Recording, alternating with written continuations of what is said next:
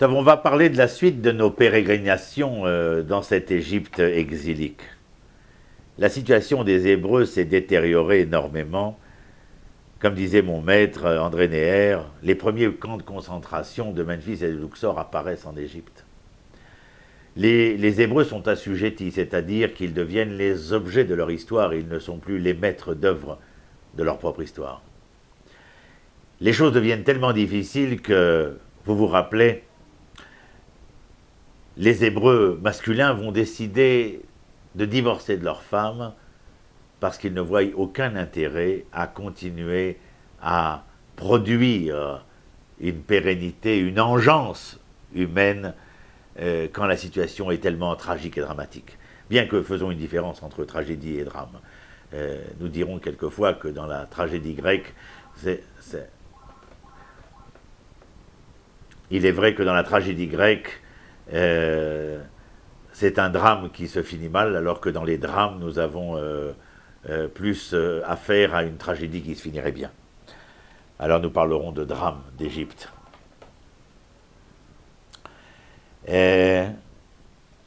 Lorsque les hommes d'Israël décident de divorcer de leur femme, étonnamment, c'est une autre femme, mais qui n'est pas encore femme, mais simplement jeune fille, qui va intervenir. Elle s'appelle Myriam, elle est la fille de Amram et de Yochevet.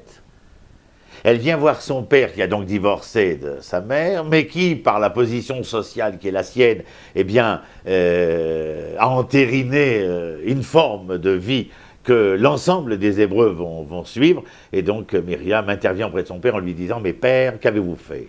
Si Pharaon ordonna l'extermination des enfants mâles, par votre décision, vous entérinez non seulement la décision de Pharaon, mais vous venez aussi faire plus, parce que vous empêchez les filles d'être. » Et cette réaction de Myriam, où nous voyons les femmes d'Israël commencer dans une très longue histoire féminine, biblique, seuls ceux qui ont étudié véritablement la Bible peuvent comprendre véritablement la place au féminin de l'histoire d'Israël.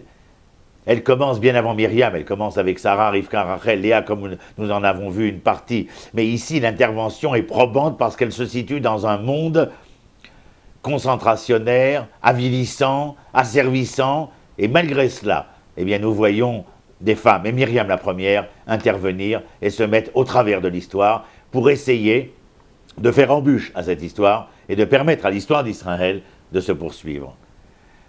Ce n'est pas qu'avec elle, parce que bien sûr, Amram, après une telle mise en garde de sa propre fille, va reprendre sa femme, et d'ailleurs, elle tombera enceinte, et enceinte, pas de n'importe qui, puisqu'elle portera en son sein Moshe, celui qui sera Moshe.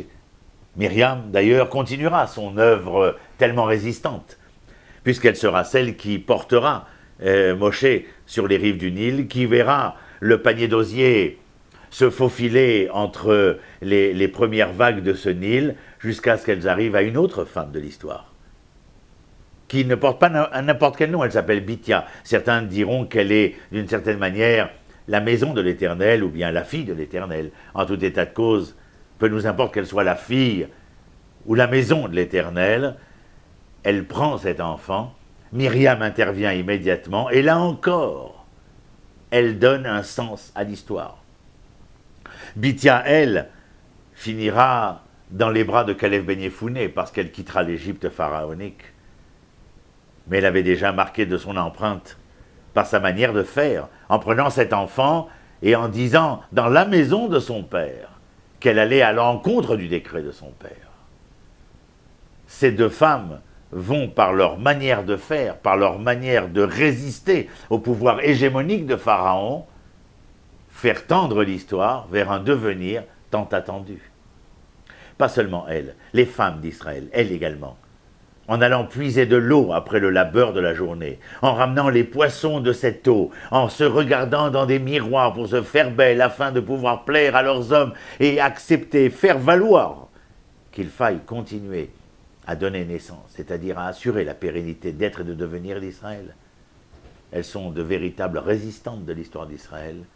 Elles sont non seulement résistantes, mais elles vont jouir de la paix qu'elles apportent à l'histoire d'Israël quand je dis de la paix, c'est-à-dire du shalom. Mais en hébreu, shalom, ce n'est pas la paix pour la paix, c'est la paix pour la plénitude d'être. Et c'est ce que ces femmes vont apporter à Israël, la plénitude d'être et de devenir.